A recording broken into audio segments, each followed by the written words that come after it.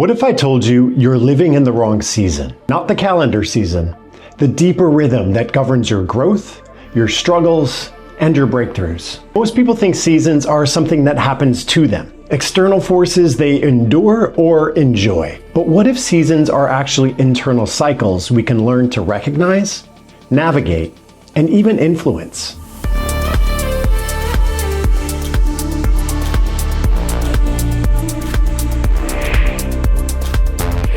We've been taught to think of seasons as weather cycles, as dates on a calendar. Spring means March, summer means June, autumn means September, winter, December. But what if that's backwards? What if the seasons of life, the times of growth, peak performance, letting go, and deep reflection, follow their own rhythm entirely? Running has taught me that we each carry our own internal cycles, and learning to recognize them changes everything. The energy I bring to each run, the challenges I face, the moments I push through discomfort, they all reflect the deeper cycles unfolding within, season by season, both on the road while training and in life itself. There's a great scene in Eat, Pray, Love where characters share their words for individual cities around the world. What's the word for Rome? London is stuffy. New York, ambition. You get it. In the same way, I like to think each season has a word. For me, spring is vulnerability. It's about stepping into the unknown before we're really ready, planting seeds for growth when the ground still feels uncertain. In running, spring teaches optimism, curiosity, and the courage to explore new paths, both on the literal trail beneath our feet and in the spiritual journey within. Recently, I discovered I live somewhere on the spectrum of ADHD. At first, this felt like autumn. My old sense of self was dying. Everything I thought I knew about my mind suddenly questioned. Then came winter. Weeks of deep reflection on how this neurodivergence had shaped my past and my present. But now I'm embracing spring, using this knowledge optimistically, seeing it as a superpower rather than a limitation. For years, without realizing it, running has been the instrument that helps me balance this neurodivergence. This is what spring teaches us about vulnerability. We don't wait to feel completely prepared. We step forward anyway, trusting that the movement itself will teach us what we need to know. When I first started running 15 years ago, I was in my own personal autumn. Old versions of myself were ending. Relationships were shifting, and I felt lost in the uncertainty. But by putting one foot in front of the other, by progressing from short runs to my first marathon in just 6 months, I discovered capabilities I never knew existed. Early in my running journey, spring called me toward an even greater unknown, running across California. The idea seemed impossible when it first took root, but that's exactly what spring teaches us. We don't wait until we feel ready. We plant the seed and trust the growth. Mile by mile, day by day, I discovered that my body and spirit were capable of carrying me across this entire state. Each morning brought new terrain, new opportunities to become somebody I'd never been before. The run became a living metaphor for spring's essential truth. Transformation happens not in dramatic moments, but in the daily choice to keep moving toward what calls us, even when we can't see the destination. Spring is also about faith, the belief that each run, each step forward will lead us towards somewhere better in mind, body, or spirit. It's about allowing ourselves the openness to see unexpected things, to be intentionally grateful for what we encounter along the way. There's something deeply spiritual about this season of becoming, this willingness to be surprised by our own growth. I remember one particular spring run where I drove out to the beach, got out of the car to prepare, and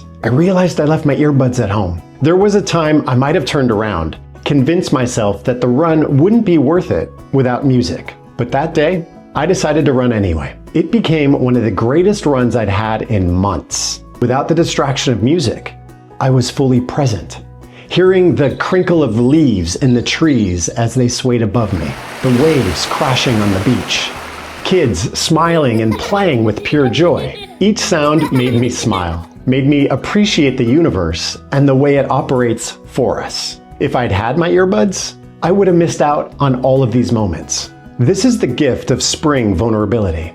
When we release our expectations on how things should be, we create space for how things could be. The season asks us to trust the process, to believe that growth happens in the space between comfort and challenge. Spring reminds us that we are enough, exactly as we are, while simultaneously calling us towards who we're becoming. It's the season of both acceptance and aspiration, of honoring our current reality while planting seeds for future growth. In running, as in life, spring teaches us that the most profound transformations often happen with the simplest decision to take that next step forward. What's your word for summer? For me, it's expression. Peak expression. Momentum, expansion, joy, ambition. It's the season when everything we planted in spring reaches full bloom. In running, summer mirrors this energy perfectly. It's when I push my limits, when I challenge myself with long distances and ambitious goals, when the longer days and warmer air seem to invite endless possibilities. But summer also teaches us about managing pressure, about distinguishing between authentic ambition and ego-driven pursuit. During the summers of my life, those periods of high achievement and intense focus, I've learned to be deeply intentional about the challenges I take on. I only pursue goals that align with my mind, body, heart, and spirit. This isn't always easy to discern. The line between genuine growth and performative achievement, it can be razor thin. I have a practice of questioning myself, sometimes maybe too much, before committing to major adventures or challenges. Is this coming from a place of authentic desire for growth, discovery, and connection? Or is it driven by external validation, the need to prove something to the world? My ultra-distance runs have become opportunities for genuine exploration, not just of physical terrain, but of inner landscapes I couldn't access any other way. This understanding crystallized during my marathon on the island of Moorea in Tahiti. The morning air carried salt and possibility as I laced up my shoes on the volcanic sand. What began as a race became something deeper, a communion with a place where ancient mana flows through everything. Each stride took me through landscapes that seemed to pulse with spiritual energy, where the boundary between runner and running dissolved completely. The locals speak of mana as the life force that connects all things. And in those miles around their sacred island, I felt it. This wasn't about covering 26.2 miles. It was about discovering what happens when we align our summer energy with something greater than personal achievement. The race became ceremony. The effort became prayer. And the finish line became a doorway into understanding that true peak performance serves not just ourselves, but the world around us. Summer running embodies the season's essence. The early morning starts when the world is still quiet. The long training runs that stretch across entire mornings. The way sweat becomes kind of a prayer, and endurance becomes meditation. There's something about summer that makes the impossible feel achievable. The abundance of light, the warmth that loosens tight muscles, the way nature itself seems to celebrate its own aliveness. During summer seasons, I discuss potential adventures with trusted friends, meditate on alignment, and listen carefully to my body's wisdom. The season teaches me to navigate pressure and ambition with authenticity and purpose. It's not about doing more for the sake of doing more. It's about doing what matters, what serves growth, what honors the energy that's flowing through this peak season. It's the season to acknowledge achievements, to feel pride in the distance covered, the goals reached, the growth that's occurred. But even in celebration, running keeps me humble.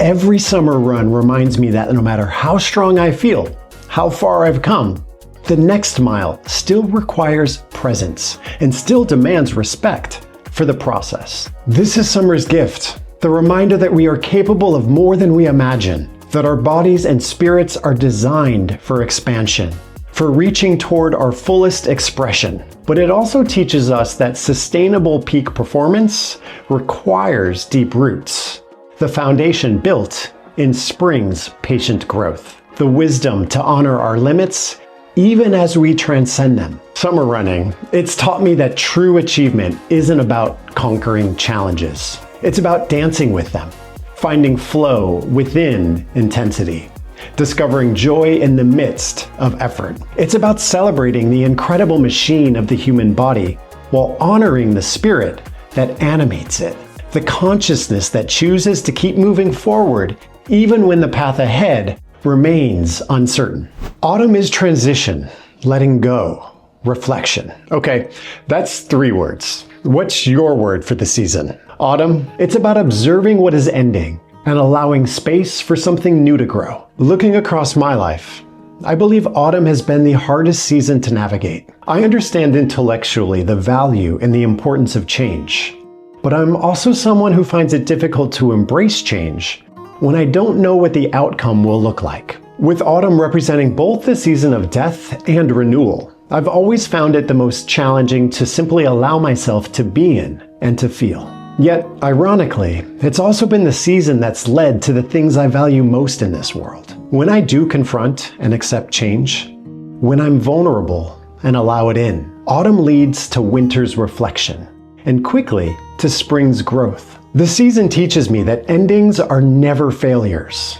They're completions of the present, a necessary clearing, and fertilizers that make space for what's coming next. In running, autumn teaches me to accept change. Whether it's a tough training cycle, unexpected fatigue, or setbacks that force me to reassess my goals. The season mirrors this energy perfectly. The leaves changing color, the gradual shortening of the days, the way the air itself seems to whisper about impermanence. Everything in nature demonstrates how beautiful endings can be when we stop fighting them. Running alongside the Tarahumara, the indigenous people who have never forgotten what it feels like to love running, I witnessed autumn's wisdom in human form. My experience running the Caballo Blanco ultramarathon in Mexico's Copper Canyons reminds me of a powerful lesson. These remarkable people understand that running isn't about covering distance or proving strength. It's about harmony, about finding our place in the eternal cycle of effort and rest, challenge and recovery. As I struggled through 50 miles of canyon terrain, cramping and questioning, the Tarahumara runners moved with a grace that spoke of deep acceptance. They had learned what autumn teaches, that endings and beginnings are part of the same sacred process. Their presence reminds us that sometimes the most profound growth comes not from fighting change, but from flowing with it, like water finding its path through ancient stone. During the season of autumn, while processing my newfound uniqueness, my runs have become longer, more contemplative. I find myself gravitating towards trails I've never explored, as if my body knows I need new paths to match my shifting understanding of myself. The physical act of running gives me a way to honor the ending of my old self-concept while preparing for a new beginning. Each step is an act of release, each mile a meditation on acceptance. There are days I'm fully in autumn, wondering if I might be further along on life's journey if I'd had this new information about myself sooner. But there are also days, one foot is in spring, using my diagnosis as growth. There's something about running through autumn that makes us more aware of our own mortality, our own cycles of growth and of change. This season of release and reflection teaches me that running guides us through autumn by giving us space to honor endings while preparing for new beginnings. When I run during transitional periods, I'm not trying to escape the discomfort of change. I'm running through it, allowing physical challenges to mirror the emotional work of letting go. Change is hard, but embracing it leads to growth. When we challenge ourselves, whether through difficult runs or transitions in life, we discover resilience and perseverance we didn't know we possessed. The bigger lesson is that we are enough.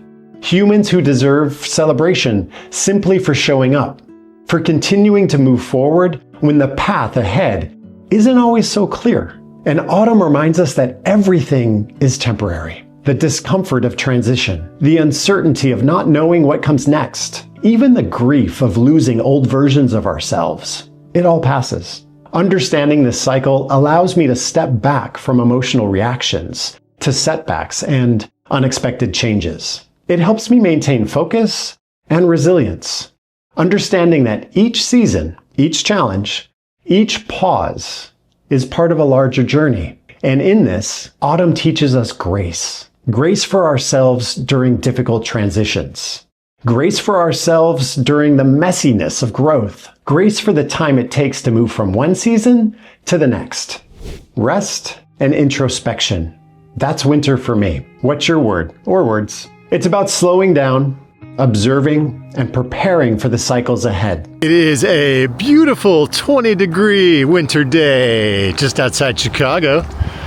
Let's get this running. In running, winter might be a quieter, more deliberate season. Shorter days, layered clothing, a focus on internal energy rather than external achievement. Spiritually, running allows me to examine my journey, to meditate, to journal, and to reconnect with my purpose before stepping into the active energy of spring. I learned winter's deepest lesson during my 100-mile race through Alaska's wilderness, pulling a 25-pound sled through snow and ice with a 48-hour clock ticking down. It was the middle of the night when I first heard about this race. I was in my teens, in bed, tucked with a radio below my pillow. This impossible challenge, a 100-mile run through Arctic winter, kept me awake with my imagination spinning. That seed, planted in the darkness of a cold Chicago January winter night, would eventually grow into one of the most transformative experiences of my life. Winter teaches us surrender, not giving up, but giving in, into the process, into the unknown, into the wisdom that comes only from stillness. During that Alaskan race, there were moments when every instinct screamed to stop. The isolation, the cold, the way my body began to crumble when my mind refused to give in. But winter has taught me that the goal isn't to immediately feel incredible when we're aware that we're struggling. The goal is to be aware of where we are and just to feel a little bit better, to do one thing that moves us forward. In the depths of winter running, when the world feels frozen and possibilities seem distant, I've learned to trust the foundation built. These are internal structures that carry me through challenging seasons. The daily runs, the meditation practices, the nourishing food, the consistent sleep schedule. These aren't just habits, they're lifelines. They remove guesswork from my days and provide consistency when everything else feels uncertain. Winter running has its own unique sacred rhythm. The way we bundle up, layer upon layer, the ritual of warming up that takes longer than the run itself sometimes. The way our breath creates clouds in the cold air, visible proof that life is persisting in harsh conditions. During my darkest winters, both literal and metaphorical, running has been the grounding structure I fall back on. It's the place I can escape into and use as a tool to center myself in the midst of chaos or turbulence, in the midst of so much noise. When the world around feels unfriendly, running remains my friend. When uncertainty threatens to overwhelm, the simple act of putting one foot in front of the other provides clarity and purpose. Winter teaches us that grounding structures aren't luxuries, they're necessities. In a chaotic world, we need something to lean on. Something we know we align with, whether it's running or some other physical activity, maybe a creative pursuit in the arts. Whatever it is, having something reliable becomes essential for navigating life's inevitable storms. The meditation that comes with winter running connects me to something vast and cosmic. In the stillness of cold mornings, when the world feels hushed and sacred, I find perspective that's impossible to access in the busier seasons. The awareness that I'm part of something much larger than my individual struggles. That my small steps are part of an infinite dance of movement and rest, expansion and contraction, effort and surrender. Winter also teaches patience. The understanding that not every season is meant for dramatic growth or achievement. Some seasons are for gathering strength, for processing what happened, for preparing internally for what's coming next. The trees know this. They don't apologize for being bare in winter. They trust the cycle, trust that spring will come, trust that their apparent dormancy is actually deep preparation. In my own winter seasons, I've learned to honor the need for slower rhythms, to see rest not as laziness, but as wisdom, to understand that the work happening beneath the surface, the integration, the healing, the quiet strengthening, is just as valuable as the visible progress of other seasons. Winter running teaches me to find beauty in starkness, strength in stillness, hope in the midst of apparent emptiness.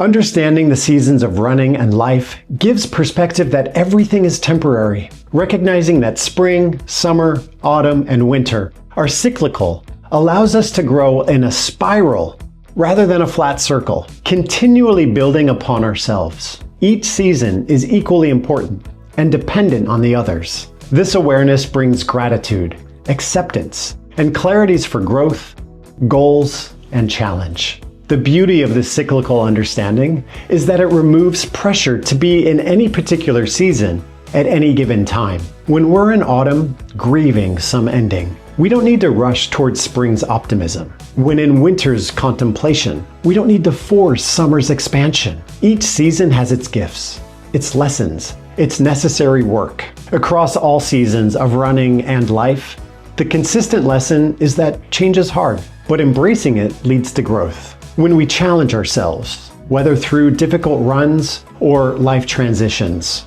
we discover resilience and perseverance we didn't know we possessed. We are humans who deserve celebration for showing up, for continuing to move forward through all of life's seasons.